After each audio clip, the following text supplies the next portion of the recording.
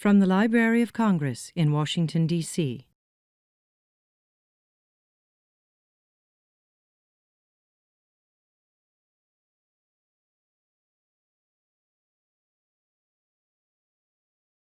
Hi, good afternoon. I'm Sally Vandewater from the Folk Arts Program in Pennsylvania. It's my very great pleasure to be here at the American Folklife Center and introducing to you the founder of the Sattriya Dance Company, Manusmita Bora, and 3 of the dancing monks of Assam. Thank you for being here with us. Madhu, I think I'd like to start with you and ask you, what is Sattriya? It's a dance tradition from the remote northeast corner of India, from the state called Assam. And it was preserved, nourished, and created as a form of worship in the Hindu Vaishnavite monasteries. It kind of stayed within the monastic walls for centuries, and it was only in the mid-20th century that it started coming out into the open. And today it is one of India's 8th classical dance form, and that recognition was actually accorded in the year 2000. And since then it has catapulted into the proscenium stage, and you're seeing more and more people performing and learning the dance. How is the dance different from, for example, Bharatanatyam or Kuchipudi or DC, some of the other dances that people might be familiar with? Also, it's an unbroken tradition of more than 500 years. It's a living tradition, and this is the only dance form that survived for centuries as a form of oral tradition. It was passed on from one generation of monks to the next.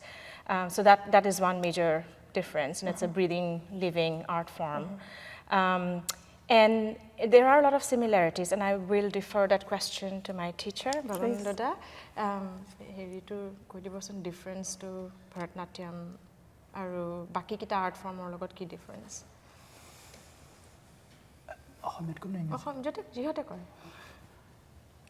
So we have a lot of similarities. At the same time, we have the difference among the different dance form of India. In Sattriya, basically, we use some elements what we don't see another dance form. The example, we used the hand gestures as a language. In Indian classical dance, hand gestures we call language. So, support these hand gestures. We use only Sattriya, but we don't see another classical dances of India. So this is a specific. Likewise, we have some elements like we bouncing. It's very buoyant. We call hula, but we don't see another dance form of India. Only we can see in Manipuri dance, because Manipuri is very near to us, and it was the same stage in a long time, but after that it was separate. So we can see only in Manipuri dance. So we have a lot of difference. Then also in language, then we use the Brindavani language. This language composed by our great saint Shankaradeva in 15th century. This language is one kind of a mixed language. And he used this language as a holy language, because at that time he has to convince to the people. If he used a normal language, like ordinary people use the common language, the people don't believe that this is one kind of holy. So because of that, he used a mixed language. So this is called Brindavani language. So in Sattriya, we use this language. So we have a lot of differences. Also, it's mostly Krishna worship. We don't have too many, goddesses when we're telling stories. Most of the stories are related to Krishna, and the principal emotion is bhakti. Yeah, it is a very important That is very thing important. in Sattriya, because Sattriya we dedicated to the devotion. So because of that, yes, we use the 9 kind of rasa, the sentiments, but our ultimate destination, we have to searching, we have to find the bhakti rasa, this devotion. So yeah, it's a very devotional art form because it's part of your worship. Yes, of course. So and it's always, it ends with submission to the Lord and the universe. You begin with devotion, and there's End with music, devotion. and there's dance, and then you also end Yes, with devotion. with devotion. That's lovely. As part of today's performance, you your final piece was invoking 10 of the incarnations of Krishna. Can you talk a little bit about how you and your dance partner portrayed that, how you were able to make that come alive for the audience? Absolutely. Through dance? So in our tradition, there are actually, the other Indian classical dance form, that's also another difference. There are 10 primary incarnations in ours. We say 24. 24, right? But we still pick 10, the 10 primary ones, and we talk about them. And the piece that we did is, we don't know who choreographed it, but it's very, very old, and Bhavananda taught us, and that was actually thanks to a grant from the Pennsylvania Council on the Arts. So how we did it was we just divided our roles the way it was choreographed. So when she's portraying the fish, I become the water. Or when she's the turtle head, I'm the turtle shell. Because she's portraying Krishna. Yes. And you're portraying and Krishna's then nemesis. just because she's in a male costume. So that's the other interesting aspect of this dance form. It's very gender fluid because the monks dress up as women. So probably it is the only dance form right now where women also dress up in a male costume. Aru asane beleg nai niki hoine? In Kuchipuri. In Kuchipuri they do. Oh, right, of But course. in Kuchipuri, do females dress up as men anymore? I don't see that. I know male can dress up as female, but female dressing up as men, I think this is the only dance form. No? Yes, Yeah. I can, but we have to think about this. Yeah. So that is one of, so because she's always in the turban, so she gets to play the good guy, Right. and I essentially And become we that can guy. say that this is the dance of Krishna, because we only believe the Krishna philosophy. So we don't believe the other goddess, but yes, we believe, we respect, but we believe this is a part of the Krishnas. So because of that, the other classical dance when they dance, they dedicated the dance for the goddess, but we dedicated only for the Krishna. Only for Krishna, right? Yeah, Krishna is the principal deity, and that also brings to the other difference you're talking about. Our tandav is called Komal Tandav. It's very soft. It's unlike the other dance form where it's very, very rigorous. There's the buoyancy that you see, and that almost like the flowy movement of the river. I think you're kind of gliding on the stage rather than stamping and making. Well, it's incredibly elegant and fluid, yes. Thank absolutely. Yes, because we believe dance with, it is the forbidden to hurt the Mother floor, Earth. mother. So because of that, we bounce, no? Very good. Whereas the other dance form, they bow and then they stamp on Yeah. the Mother Right. Earth. No, I'm just saying. Well, I think it's really remarkable that Sattriya has more than 500 years of unbroken tradition, and it's always been carried on in the monastery. Except in the last, say, 20 years or so, women are now also doing this as well. Can you talk a little bit more about that? You're one of the first women to do. No, I'm not one of the Sattriya. first. Oh, you're not? Okay. So it actually probably 1960s. No, I get Oh, it. 1960s. Oh, okay.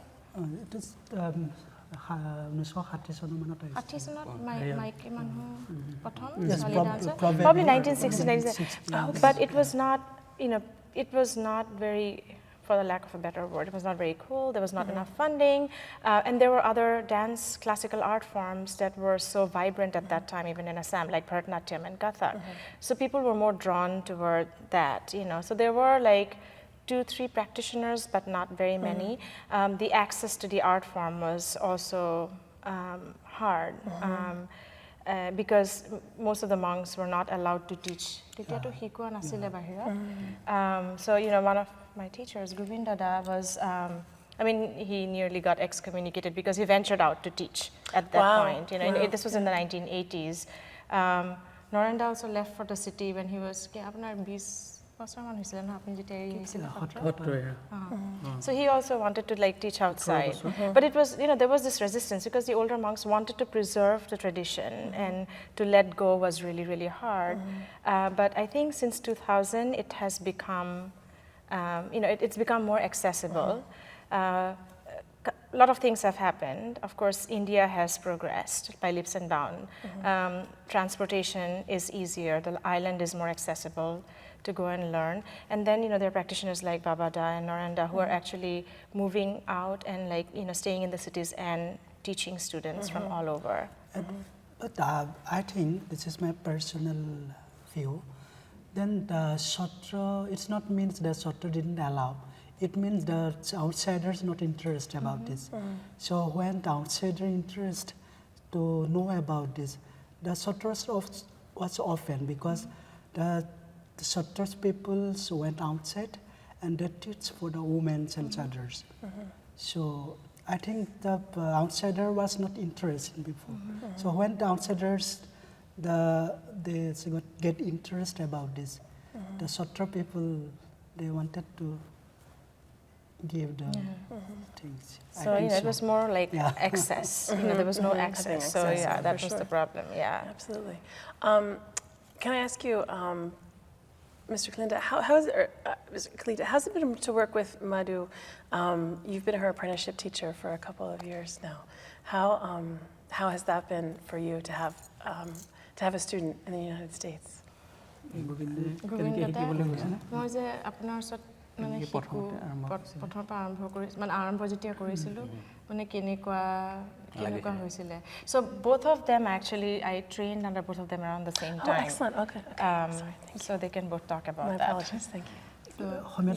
অসমীয়াতে কৈ দিয়ক মই হেৰি কৰি তোমাক log পাই কেনেকুৱা লাগিছিল মানে মোক শিকাই পেলাই আপোনাৰ ষ্টুডেণ্ট আৰু নৰেন্দ্ৰ এনে মই গোটেইখিনি মানে কম নে অকল সেইটোৱে সেইখিনি মানে আপোনাৰ তোমাৰ কেনেকুৱা অনুভৱ হৈছিল শিকাই পেলাই আচলতে মই যেতিয়া সত্ৰলৈ আহোঁ মানে তাত পোৱাই দিম সত্ৰলৈ আহোঁতেনে তেতিয়া মই মানে সত্ৰীয়া নৃত্য শিকিছিলোঁ শিকি পেলাই সত্ৰীয়া নৃত্য গীত বাদ্য আদি শিকাৰ পিছত মোৰ অনুভৱ হৈছিলে যে যদি এই নৃত্য গীতখিনিক বাহিৰত দিব পৰা যায় তেতিয়াহ'লে গুৰুজনক হয়তো চিনি পাব মই কৈ দিছোঁ so he said, you know, when he first joined the Hatra, আপুনি কিমান বছৰ আছিলে তেতিয়া মই 5 বছৰ বয়সত আহিছিলোঁ he came when he was 5. Most of them, Babada is 7th generation monk from his family. Narendra is 3rd. So most of them came, they joined the monastery when they were 5 or 6 years old. And so he learned the music and the arts, and he really wanted to teach it and teach the philosophy of the great teacher to outsiders. That was, you know, he really had that passion for that. তাৰপিছতে গুৰুজনে চিনি পাব সেই অনুভৱটো কৰি যেতিয়া মই শিক্ষা দিব পৰা হৈছিলোঁ তেতিয়া মই বাহিৰত শিকাবলৈ গৈছিলোঁ শিকাবলৈ যাওঁতে সত্ৰৰ পৰা বহুত বাধা পাইছিলোঁ তথাপিও সেই বাধাখিনিক আওকাণ কৰি মই মোৰ এটাই ধাৰণা আছিলে যে এই গুৰুজনৰ কৃষ্টিখিনি যদি আমি বাহিৰত দিব পাৰোঁ তেতিয়াহ'লে গুৰুজনক চিনি পাব তাৰ লগতে সত্ৰীয়া নৃত্যটো লাহে লাহে বিশ্ব দৰবাৰলৈ আগবাঢ়ি গৈ থাকিব So, you know, he really wanted to teach outsiders, but at that point, they were forbidden to teach outside the monastery. But he had, you know, he believed that he was in the right. So he kind of, you know, overcame all sorts of obstacles and he started teaching because he really believed that, you know, it was important to spread the message and the philosophy of the great teacher and his arts so that it would someday be presented on the world stage. তাৰপিছতে গোটেইখিনি বাহিৰত শিকোৱাৰ পিছত যেতিয়া মধুস্মিতা মোৰ ওচৰলৈ যায় মানে আমাৰ সত্ৰলৈ গৈছিলে যে সত্ৰীয়া নৃত্য শিক্ষা কৰিবৰ কাৰণে আমাৰ সত্ৰৰ সত্ৰাধিকাৰে আমাৰ ওচৰলৈ পঠিয়াই দিলে তেওঁ আহি মোৰ ওচৰত পোৱাৰ পিছত তেতিয়া সেই সময়ত মই এখন চিনেমাৰ শ্বুটিঙত আছিলোঁ অকণমান ব্যস্ত আছিলোঁ তেওঁ কৈছিলোঁ যে এঘণ্টা সময় ৰ'ব লাগিব তাৰপিছত মই তোমাৰ লগত কথা পাতিম চিনেমা শ্বুটিঙৰ পিছতে তেওঁৰ লগত মই কথা পাতিলোঁ তেওঁ কৈছে যে মই আপোনাৰ ওচৰত সত্ৰীয়া নৃত্য শিকিব আহিছোঁ তেতিয়াতো মই বৰ আনন্দ পাইছোঁ খুব ভাল কথা কাৰণ সেইখিনি সত্ৰীয়া নৃত্যটো শিকাই মই ভালেই পাওঁ গতিকে মোৰ ওচৰলৈ যেতিয়া নিজে আহিছে গতিকে মইতো ভালেই পাম আৰু So, he said basically, so when I went there, I first went to the Hotradhikar, English translate the head of the monastery, Okay, yeah. right? So, and that's what I did because I didn't know where to go. So I went to the head of the monastery, and then he kind of took me to meet Govindada, but he was busy. There was a documentary filming that was going on, so he told me you have to wait for an hour. And then, after waiting around, when I finally met with him, he said, I told him that I wanted to learn the dance form. And he said he was very happy because he likes teaching, and then he knew I had come from so far, so he happily took me under his wings. Great. তাৰ পিছতে মধুস্মিতাৰ লগত নৃত্যৰ কথা পতাৰ মাজতে মই তেওঁক সদায় কৈ আছিলোঁ কিবা প্ৰকাৰে আমি যদি আমেৰিকাত সত্ৰীয়া মহাপুৰুষ গুৰুজনৰ নৃত্য সত্ৰীয়া নৃত্যটো আমি কৰিবলৈ যাব নোৱাৰিমনে তুমি কিবা এটা কৰিব নোৱাৰানে যে কোনোবা অনুষ্ঠানৰ লগত যোগাযোগ কৰি আমাৰ এই সত্ৰীয়া নৃত্যটো তালৈ নিব নোৱাৰিমনে তেনেকৈ বুলি তেওঁক বহুতবাৰ মই অনুৰোধ কৰিছিলোঁ কৰাৰ পিছত আজি সঁচাকৈ মই বহুত আনন্দিত হৈছোঁ সেই দিনটো ইয়াত পালেহি So it was in 2002, he's getting emotional. So this is around 2002 when, we started talking, and then, we would always have these discussions, and I always said I wanted to bring them here, and he would say, yeah, can we all go? And maybe someday, because they have never been to the United States. And he said, maybe somehow you can arrange it. And, we knew it was a Herculean task because bringing a group of people when, the funding it is very expensive. But, he always believed. I mean, he would always say, it'll happen. And I also had this crazy dream. So he said he's so happy to be here today. He's overcome with emotions because this has been, we've talked about this since the early 2000s, and it's happening, and it's like really unreal. Well, it's really a very great honor. Thank you. We're very honored to have you here and have you here in this magnificent space. Thank you. I hope that you have a wonderful time here in the United States. Yeah. Thank you. I'm having a blank moment now. Yeah. What else do you think is important? What else is important for you that we record? Do you want to ask Narendra about? Yes, please. Yes, please. Thank you. আপুনি আপোনাৰ হেৰিটো কৈ দিয়ক কেনেকৈ আহিছিলে মই 5 বছৰ বয়সৰ পৰাই সত্ৰত আছিলোঁ 18 বছৰ মই সত্ৰত শিক্ষা গ্ৰহণ কৰিছিলোঁ আৰু আমাৰ একে গুৰু আছিলে পৰমানন্দ বৰগোহাঁই তেখেত বৰ্তমান নাই সংগীত নাটক একাডেমি তেখেতে পুৰস্কাৰ লাভ কৰিছিলে মই 18 বছৰ তাত সত্ৰীয়া নৃত্য শিক্ষা গ্ৰহণ কৰাৰ পাছত মোৰ যেতিয়ালৈকে আমাৰ সত্ৰীয়া নৃত্য ৰাষ্ট্ৰীয় স্বীকৃতি হোৱা নাছিলে তেতিয়া মোৰ এটা খুব এটা ধাউতি আছিলে খুব এটা মন আছিলে যে শাস্ত্ৰীয় নৃত্য এটা শিকাৰ আৰু সেই মনটো লৈ মই গুৱাহাটীলৈ ওলাই আহিছিলোঁ সত্ৰৰ পৰা বাহিৰলৈ ওলাই আহিছিলোঁ প্ৰথম অৱস্থাত মই সত্ৰৰ নীতি নিয়মৰ মাজেৰে আছিলোঁ কিন্তু বাহিৰত সত্ৰ নিয়ম পালাটো অলপ জটিল হৈ পৰে সেইকাৰণে মই কিছুমান নিয়ম মানিব লগা পৰা আঁতৰি থাকিলোঁ আৰু তেতিয়া মই মধুস্মিতাক পাইছিলোঁ যেহেতু তেওঁ ঘৰ গুৱাহাটীতে আছিলে তেওঁ গৈ প্ৰথম মাজুলীলৈ গৈ শিকাত কেতিয়াবা অলপ অসুবিধা হয় তেওঁ সেইকাৰণে আমাৰ সত্ৰৰ সত্ৰাধিকাৰৰ জৰিয়তে তেওঁক মই লগ পাইছিলোঁ আৰু তেতিয়াৰ পৰাই তেওঁক মই শিক্ষা দিয়াৰ আৰম্ভ কৰিছিলোঁ So he was 5 years old when he joined the Hotra, and they're cousins, and they're both national award winners, both of them. So and for 18 years he trained rigorously in the art form because he lived in the monastery. But this was prior to Hotriya becoming a classical art form. He really wanted to study another classical dance form to bring those rigors into his movement. So he left the monastery in pursuit of studies and trained in another dance form for 2 years, but he doesn't perform it or teach it. It was just for his own understanding and studying Hotriya as a classical art form. Sure.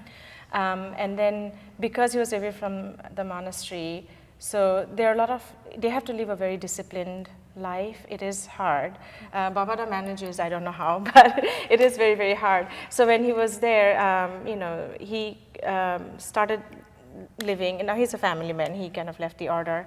And for me, again, the access to Majuli has always been an issue because it is, you have to travel by boat. When the river is in spate, it's really, really hard to get there.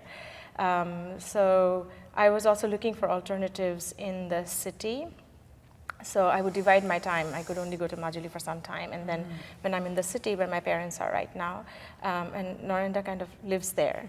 And again, the head of the monastery connected us and said, when you're in town, in your hometown, you can study under him. So that's how we did it. That's excellent. Tell me more about about Assam. You grew up there. Yes. And you grew up in the town. And how far is that from Majuli, from the monastery? It is pretty far. So I was born in a small town called Deshpur. And then I was raised mostly in my father's village. It's called Madhavgaon.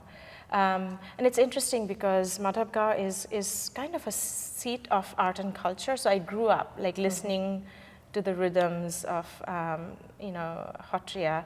My aunts and uncles trained in it. And we have this unbroken tradition which is 100-something years old, Bharasahuriya Bhavana, that happens in my village. So all my cousins, it happened this year and I was supposed to perform, but I couldn't make it. My uncles, my extended family were always involved in the bhavana. So, it was kind of second nature almost to kind of get immersed in the arts. And, but Majuli is pretty far from there. And then I had to pursue my education, and at that time, Assam was in a very turbulent state. We had a secessionist outfit, so it was not a very safe place for most people. So my parents kind of encouraged me to leave the state and go outside for my high school and my college, and that's what I did. So I learned under a teacher in my hometown for a little while, and then that connection was snapped because at that time, Okay.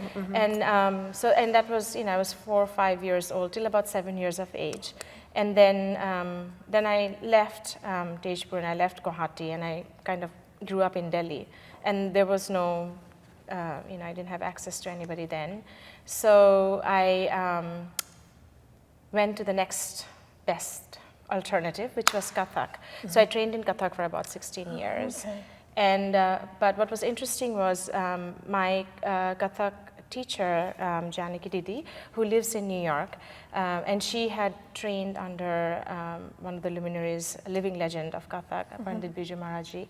And I joined her dance company, so I was part of the Kathak Ensemble and Friends in New York. And it was very interesting because during choreographies or when I'm dancing and she would say, "You're lost," like she's like, she'll always say, "There's some sadness in your movement. And where did you get this from?" And it was my muscle memory. So even though I was one of the senior most performers in her group, one day she just said, "Child, you need to go. You need to go back and, follow your heart. This is not where your heart is." And I think, when even to this day for me, like she is my ultimate teacher, because my guru, because she let go and she said, just go and follow your dreams, and pursue your passion. So that's how I actually ended up in the monastery when I met Govinda the first time, and and then I realized, because it's so precious, and it's, of course, there was this deep connection. It was very easy to get back to it, I let go of Kathak even after 16 years of training. I gave away my bells, all my costumes, because I didn't want any kind of, adulteration of what I'm doing, because this is my heritage, and I would like to preserve it the way, accorded the respect and sanctity that it deserves. That's wonderful. I know you've gotten a lot of support from the Pew Foundation and Absolutely. the Leeway Foundation. and I've the been Pennsylvania so Council for the Arts. lucky that, you know, I mean, 2 PCA grants, 3 Leeway Foundation grants, and in one of the second Leeway Foundation grant, Babada was in the monastery, and that's how I was working on this project. And, you know, so Govinda and Babada kind of helped me document all the basic grammar of the dance form. And Pew, I mean, Pew is unbelievable. You know, I just, in my wildest dreams, did not think it was going to happen. Right. And here we are, like, you know, after a year of, like, it feels like I have done a PhD in the last year or two. You know, I'm so grateful for the support.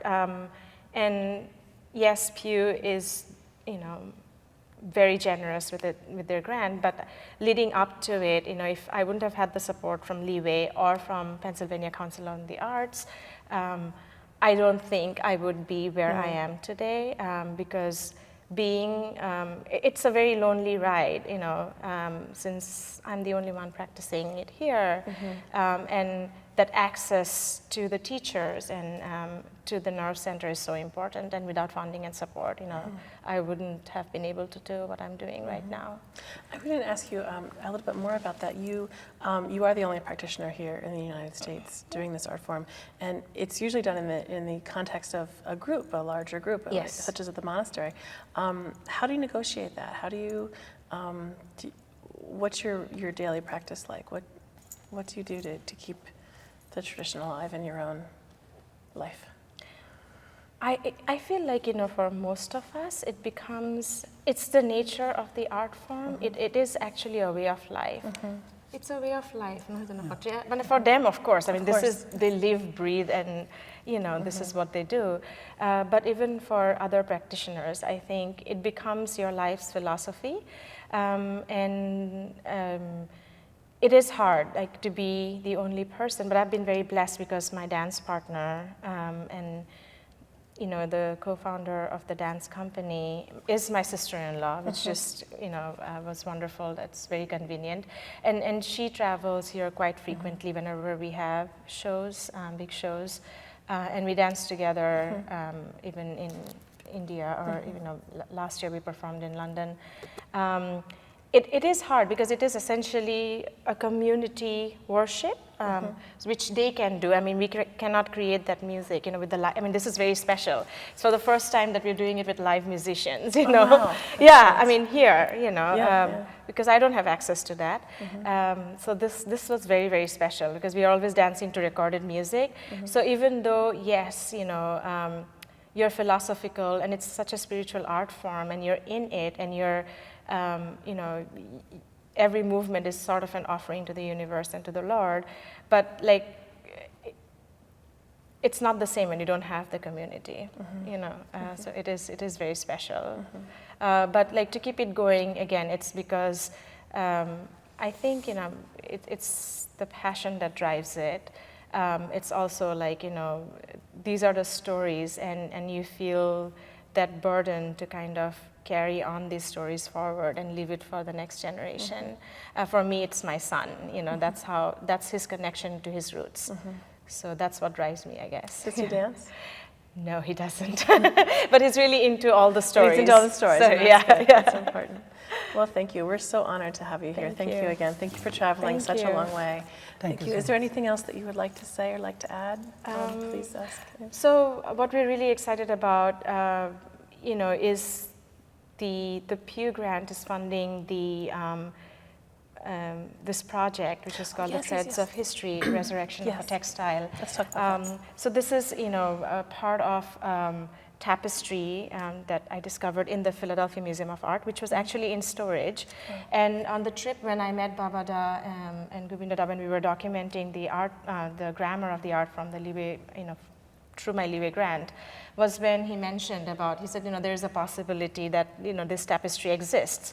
So I was on a wild goose chase, though, because I didn't know how to ask them what it was, because if I say Brindavani Vastra, they had no idea what it was.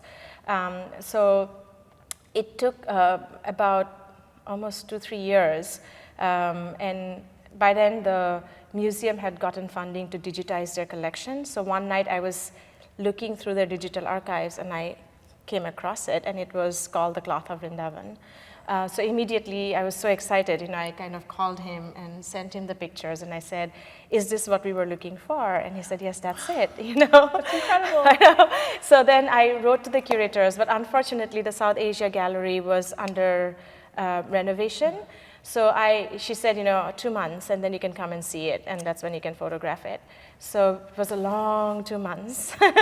And I went in, and then that moment when I first saw it was really unbelievable, We took pictures, I sent it to them, and then, and that's how we started working on it. And then the Philadelphia Folklore Project, actually, who have also supported my work, they said, why don't you go and talk to the Pew? This is totally, it has Pew written all over it, right?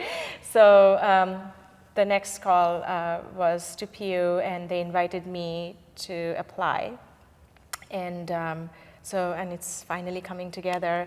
So Babada has been traveling to different parts. So he has done a translation of the textiles in London at the British Museum and in Paris. So this is his third. So we are calling it the Journey of Brindavan, Brindavani Vastra. And it's happening, Saturday, April 21st at the Philadelphia Museum of Art. They're hanging the tapestry. I'm so excited about this in the auditorium. And, I'm presenting them. I'm not dancing because this is their pilgrimage. And they will be basically just bringing the cloth to life through their movements and telling the stories from the cloth. That's wonderful. Yeah. Please tell us more about this textile. Does the textile depict the stories that you're also embodying through dance? Can you tell us more? These textiles woven under the guidance of the great saint Srimanta Shankaradeva in 15th century. 15th century. So where depicted the story of the Krishna. Okay. Yeah.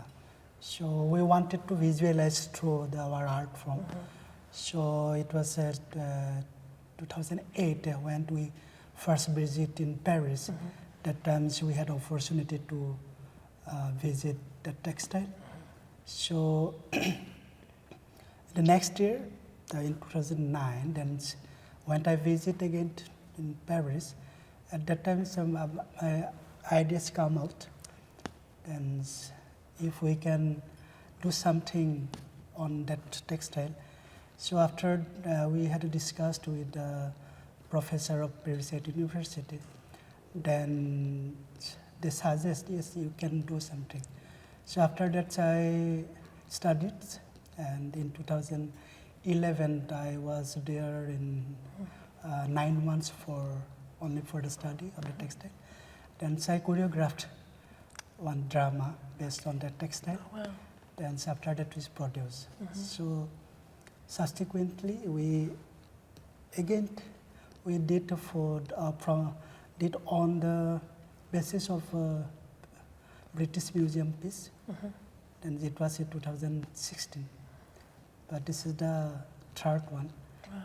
And helped by her, the Madhusmita, because thanks to Madhusmita, because she support us and she give confidence us, then we are able to do. And, so now here because of her. But I wouldn't be here if it was not. So it's a mutual wonderful thing. circle. It's a wonderful circle. Absolutely. But the British Museum textile is, 16th century, 15th, 16th century, they're saying. We can't date it. And what's interesting was these textiles were all mislabeled. So they somehow disappeared from India. And they were all in Tibet. And from Tibet, they went to different parts. So they're now saying there are like 15 pieces of these textiles. There's only one piece available in India, in a museum in Hyderabad. Yeah, And the rest are dispersed all over. This is the third piece that, that they are going to be bringing to life. Yeah. Are they identical pieces, or are they No. all? Okay. They all have stories from Krishna's life, from the time of his birth to his to Kanha's death.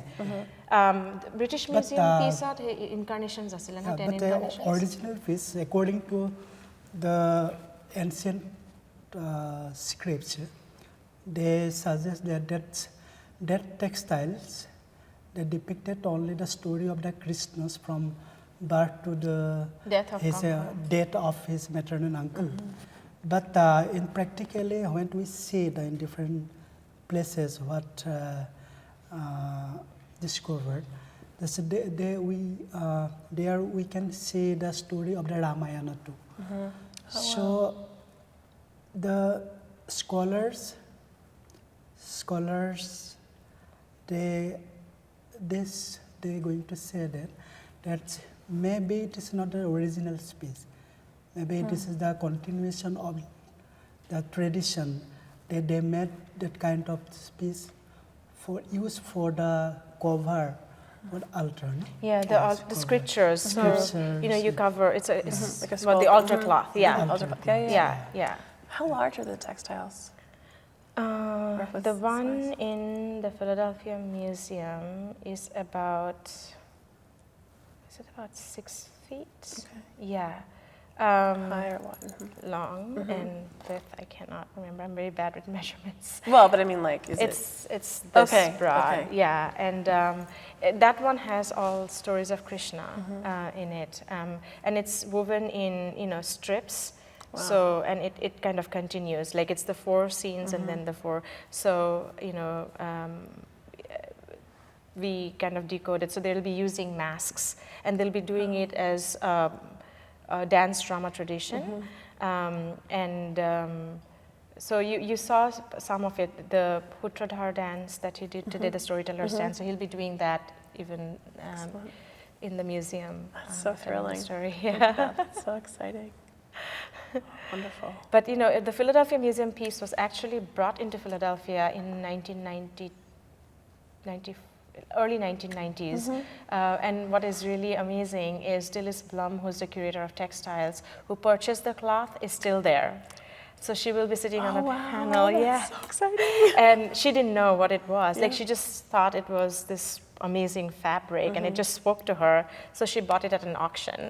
And so when I approached them, they were like, wow, like they didn't know. It's so amazing that you can give that much context to the piece. Yeah. It's really So fantastic. we've been able to, through the Pew Fund, we were able to also create this documentary.